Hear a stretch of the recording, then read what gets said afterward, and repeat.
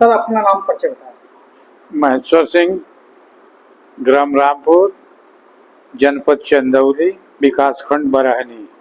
क्या आप लोग बीच में जिलाधिकारी को ज्ञापन दिए थे जमीन संबंधी, क्या मांगी थी? मतलब मांग किए थे कि ये सड़क न बने, क्योंकि हम लोग ये धान के कटोरा है, इसमें खेती गृहस्थी काम होता है, और अगर सड़क बन जाएगी तो किसान भूखों मरने लगेंगे, तो ये सड़क यहाँ न बनाई जाए। तो जिलाधिकारी ने आप लोगों को क्या? जिलाधिकारी हाथ खड़ा कर दिया और कहेगी कि हम कोई मदद इसमें आपकी नहीं कर सकते, ये उत्तर प्रदेश सरकार की सड़क है। अगला कदम किसानों का क्या, बरौनी के क्षेत्र के किसानों का क्या होगा? अगला कदम यही होगा कि हम इसके बाद प्रेस कॉन्फ्रेंस के बाद जो है महापंचायत किसानों की बुलाएंगे और उसमें बैठक होगी, और बैठक के बाद ये होगा कि भाई हम लोग भूमि अपनी नहीं देंगे सड़क निर्माण के लिए, जान भले ही चल जाए मर जाए हम लोग, लेकिन भूमि नहीं अधिग्रहित होने देंगे, न देंगे, सड़क नहीं बनने देंगे। क्या किसानों की कब कोई डेट पड़ा है महापंचायत का? अभी डेट तो नहीं पड़ी है, मीटिंग करके हम लोग आपस में तय करके अगली डेट जो है मतलब तय कर लेंगे। धन्यवाद।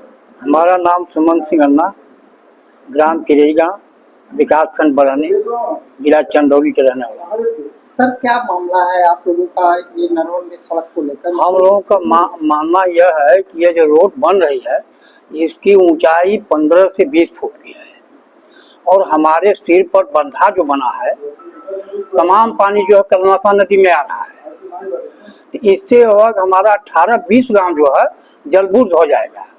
तो हम लोग चाहते हैं कि अगर बंधा बनता का पानी या नहीं आएगा तो हम तो रोड बनवाने के लिए तैयार का बनवा लीजिए।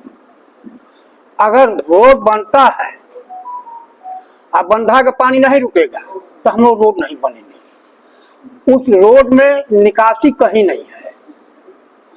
अगर रोड में हम लोग का ट्रक जो है 2 पार्ट में हो गया, 10 किलो 20 किलोमीटर के घेरा से हमको आना जाना पड़ेगा।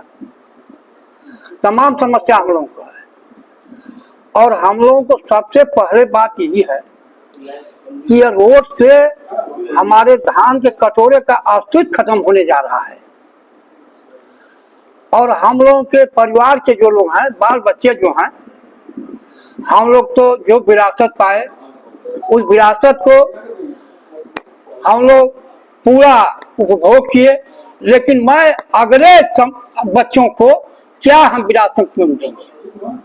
अगर हम लोगों की मांग नहीं होगी, नहीं मानी जाएगी, तो महापंचायत के बाद उत्तर प्रदेश सरकार से लड़ने का काम मैं करूंगा। धन्यवाद।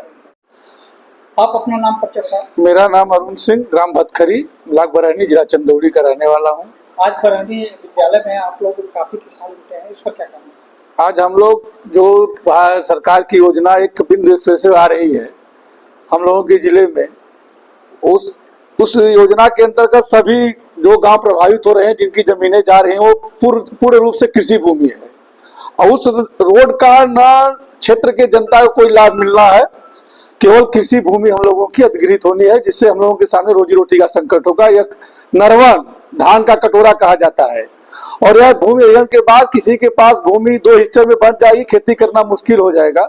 तो हम लोग को मीडिया से इसको एक प्रेस वार्ता के लिए इकट्ठा हुए हैं सारे किसान, जिसकी भूमि जा रही है हम लोग, कि यह जमीन ना जाए। इसके बदले में जो NH-24 पहले से ही रोड प्रस्तावित है, रोड बना हुआ है, उसके अगल बगल सरकार की जमीन भी है, उसी का चौड़ीकरण कर लिया जाए। आप लोगों की सरकार से क्या मांग? सरकार से ही मांग है कि उस योजना को बंद करके, और जो भूमि जहाँ कृषि भूमि नहीं है, और भी हमारे क्षेत्र में बहुत ऐसे लोग थे जहाँ कृषि भूमि नहीं है, उसको लेके सरकार अपना योजना बनाए। अगर आप लोगों की मांग नहीं मानी जाती है, अगला कदम क्या होगा? अगला कदम हम लोग अपने में बैठेंगे, किसान महापंचायत करेंगे, किसी भी रूप में अधिकृत नहीं करने दिया जाएगा, चाहे उसके लिए जो भी कुर्बानी देनी पड़ी, किसान देने के लिए तैयार है। आप अपना नाम परिचय बताएं। आलोक सिंह, ग्राम परेवा। क्या मामला है आप लोग बरहनी विद्यालय में आज महापंचायत कर रहे हैं?